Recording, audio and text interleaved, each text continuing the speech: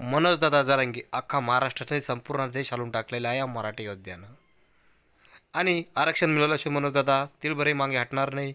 आणि सर्व मराठा आम्ही बांधव त्यांना सहकार्य केल्याशिवाय आरक्षण मिळाल्याशिवाय आम्ही शांत बसणार नाही. आरक्षण मिळाल्यानंतर आमचे मनोजदादा जरांगे हे अत्यंत शेतकऱ्यांच्या विषयाशी हात घालणार आहे. त्यांनी सांगूनच टाकले आहे की मराठा आरक्षणाचा विषय मार्गी लागल्यानंतर मी माझ्या शेतकरी बांधवांसाठी लढणार आहे. कारण या महाराष्ट्रामध्येच नाही तर संपूर्ण देशामध्ये शेतकऱ्याचा वाली व शेतकऱ्यासाठी लढणारा नेता आतापर्यंत निस्वार्थी कोणीही नाही. अनेक नेते आले, त्यांचा स्वार्थ साधला आणि बाजूला झाले, पण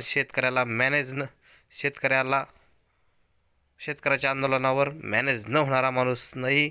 तर असा माणूस, असा नेता, असा शेतकरी पुत्र या महाराष्ट्राला भेटला हे महाराष्ट्राचं नशीब आहे.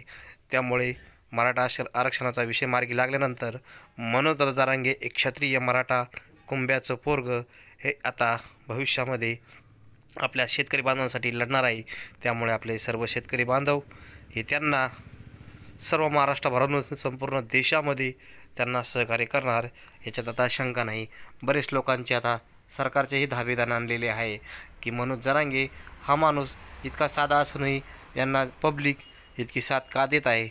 पण खरोखर अत्यंत साधा माणूस, पण सच्चा व इमानदार, कुठेही कोणाला मॅनेज न होणारा एक दिलदार, एक सर्वसामान्यचं पोरग हे आता शेतकऱ्यासाठी पोटतिडकीनं लढत आहे. त्यांना यश मिळेल हे नक्कीच.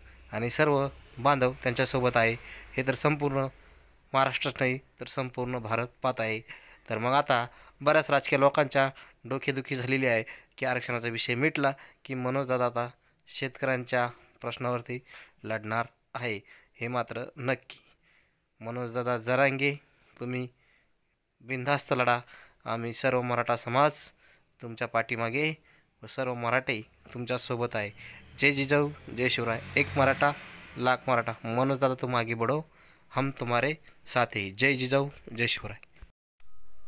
मित्रांनो, आपण सर्व मराठा बांधवांनो व माझ्या मराठा सेवकांनो, आपल्याला मनोजदादा सांगितल्याप्रमाणे 20 जानेवारीला मनोजदादा जरांगे अंतरवाली सोडणार आहे. आणि आपण सर्वांनी मुंबईच्या दिशेने आपण सर्वांनी व सर्व मराठा सेवकांनीच नाही तर संपूर्ण सर्व लोकांनी आता आपण मुंबईकडे कूच करायचं आहे.